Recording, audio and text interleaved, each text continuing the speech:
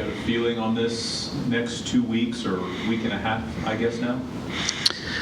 It's all about character, pride, manhood is kind of what about this next 2 weeks is about. How much you really, truly care about your teammates, the game of football, and your love for this game of football and the love for your teammates is a question that these kids got to ask themselves right now. You got to finish strong, and if you got great character and you have pride, you'll do those things. So hopefully today when we practice, our kids are locked in, they're focused, they're ready, and hopefully they still prepare, for these games like they have the past, and watching film and getting their scouting reports and understanding the plays and practicing hard and just doing all the little things right. So it's in their hands. There's two ways you can go. You can either quit or you continue to fight and scrap and be a true man. So hopefully that's what we do today. It's not the part that anybody wants to, talk about, but this is one of those moments that everybody champions about playing sports and about the life lessons that it can teach. Is this one of those moments?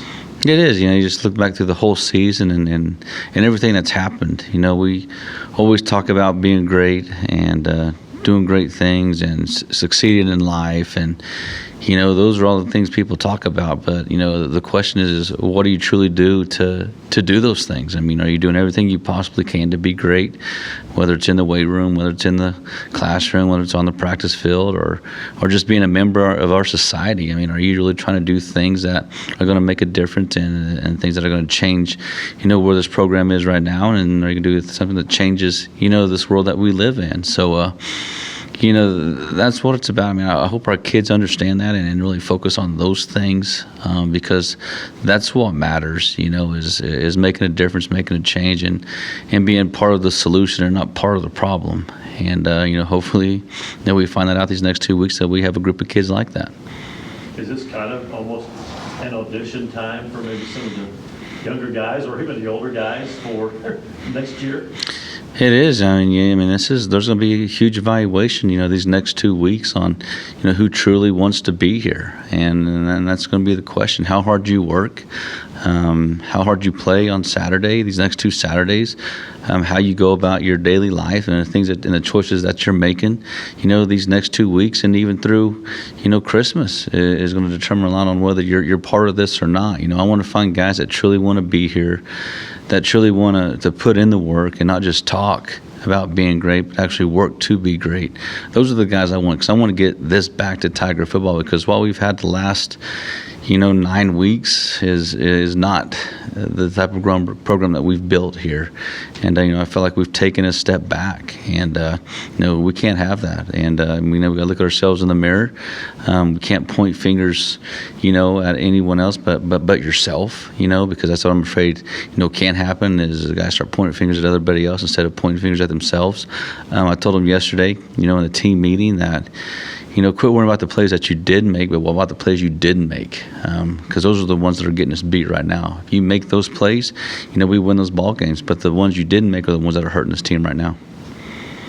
You switched place kickers last week. Maybe your thoughts, process on doing that, and how do you determine that? Do they have a competition in practice the week prior, or was it just a gut feeling? And secondly, do you know who will be kicking this week?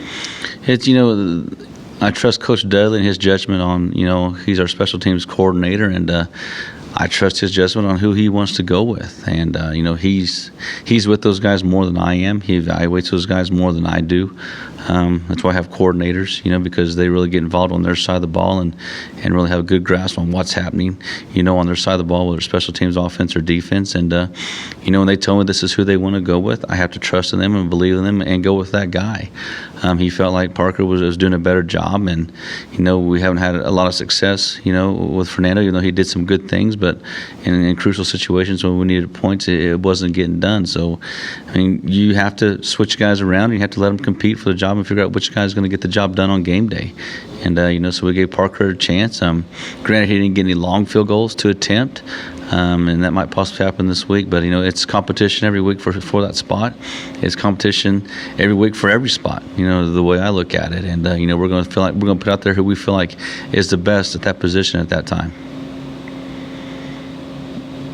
Thoughts on Northeastern State? You know, they're coaches. Ecker's done a good job. You know, they're not the same team that we saw in 2019. You know, they're building a program. He's doing it right with young kids. He's got a lot of young kids playing. They're getting better every single week, even though the scores don't show that. But you can see improvement.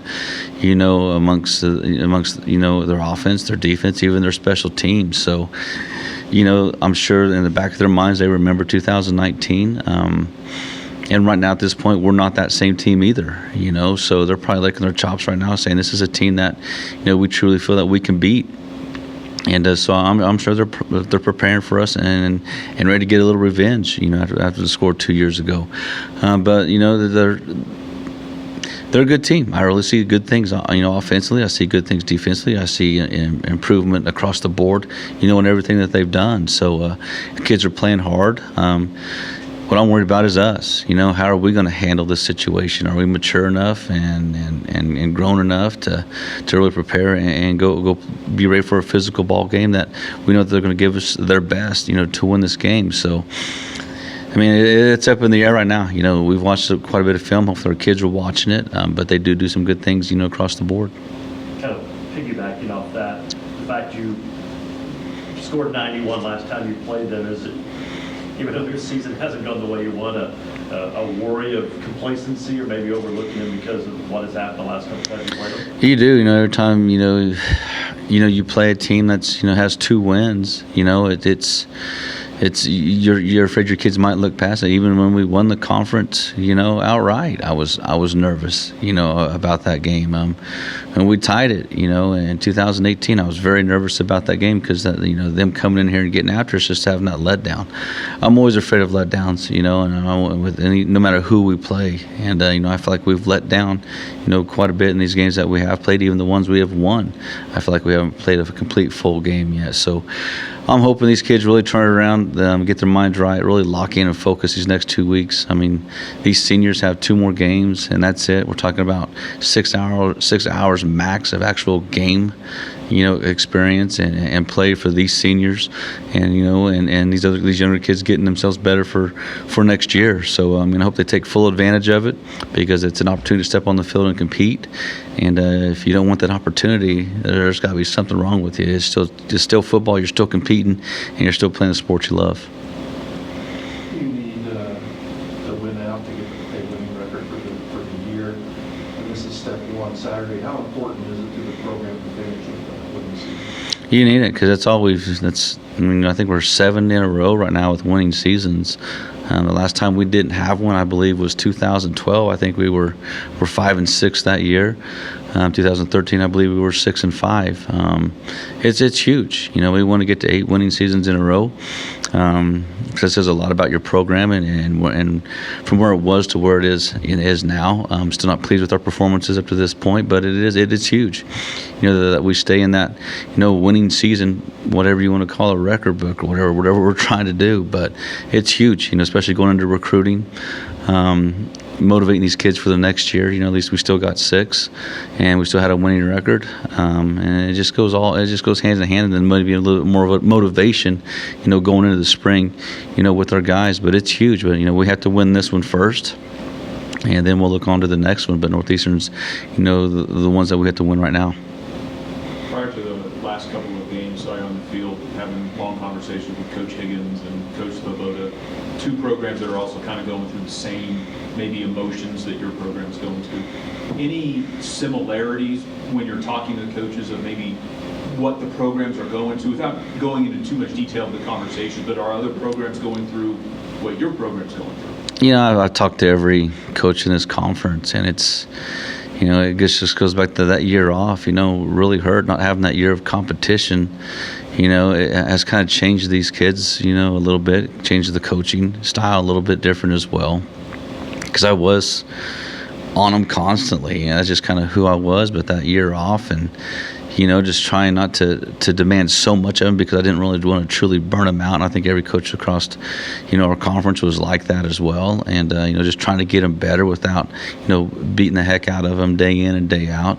I think hurt a little bit, and then just not having that true competition. Yeah, we had some games in the spring, But everybody played. It didn't really mean anything. We were just out there playing and competing and having a good time more than anything else. But they are, they're in the same boat we are, just trying to get these kids to focus in for 4 quarters, trying to do everything right constantly. Trying to get guys to show up on time and ready and locked in and focused has been a big part of it. Of staying focused for 4 quarters, I think, has been a huge problem, amongst the talk with the coaches.